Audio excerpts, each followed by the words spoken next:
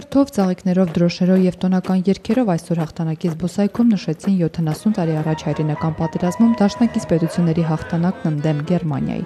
Շուրջ 60 միլիոն մարդու կյանք խլած այս պատերազմում 200,000 հայ զոհվեց։ Այսօր հարյուրավոր մարդիկ նրանց հիշատակը հարգելու են եկել, այդ թվում քաղաքական գործիչներ, պատերազմը հաղթած վետերաններ իրենց ծոռների հետ, որոնք պարզապես վայր չէին իջնում զբոսայգու տանկերից եւ ռազմական օդանավերից։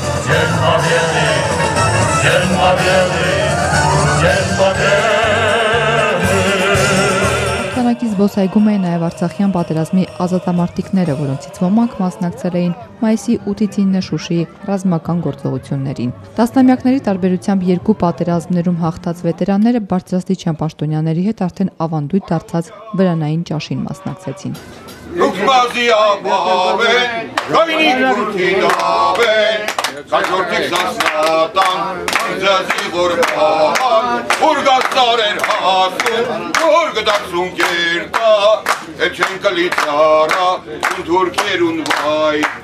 Ամեն տարի այսօրը պետությունը փաստորեն հիշում է ձեզ, կանչում է նման միջոցառումների, իսկ մնացած օրերին առհասարակ ինչպես է այսօր ազատամարտիկի կյանքը։ Ամեն դեպքում այն բավարարություն որ կա հող ենք ազատագրի, դա մեզ սերի կա։ Այսօր միասին հաց էին ուտում, բաժակ բարձրացնում, օրեր առաջ վարչապետը ընդունեց հայրենական պատերազմի վետերաններին։ Աշխատանքի եւ սոցիալական հարցերի նախարարը 25,000 դրամով բարձրացրեց պատվովճարները, 50 վետերանների էր խոստացան առողջարանային ուղեգրեր տալ։ 92-ամյա վետերան Արտյուշ Մկրչյանը սակայն թերահավատ է, որ ինքն այդ 50-ի մեջ կմտնի։ Վստահ է, մայիսյան տոներից հետո պաշտոնյաները ելի 1 տարով կմոռանան իրենց գոյության մասին։ Մեզ մոռացան ու մինչև այսօր էլ մոռացված ենք մենք։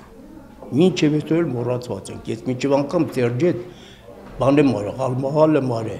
որ դուք եղած չեղած ընդամեն 40-50 կիլոմետր վրա եկար, իսկ այս ոտքերը գնացել են 6-ից 7,000 կիլոմետր։ Մարդու կնգա թոշակ ենք ստանեմ 35 կինս ստանում, 59,000 ես ստանում, գումարած այդ պատվովճար։ Այդ ավել ապրում։ Քաղաքապետին նրանից էլ եմ այդ բանը եղել հետ։ Հրաժարական, որ չեն կարող, մերժել են, բանել, Սերսարսանել մերժեց, չխայնացա թողեց, ասեցի ինչ առնում ենք տրանոլ, մի կերով ապրենք ավելի լավ։ Հայրենական պատերազմի մասնակից 92-ամյա Պետրոս Պետրոսյանը հասկանում է, պետությունը տնտեսական լավ վիճակում չէ, սակայն իրենց էլ ապրելու համար քիչ ժամանակ է մնացել։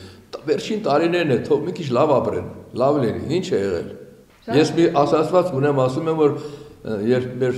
ղեկավարության հանդիպում ասում եմ, ինչ որ կարող եք, հիմա արեք վետերաններին, որտեղ վաղը մյուս արդեն ուշ կլինի, մենք չենք լինի։ 5 տարուց հետո, որպեսզի մի վետերան գտնեք,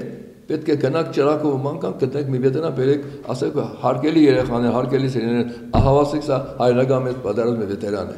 Մի խոսքով վերաբերմունքը պետք է ավելի լավ լինի։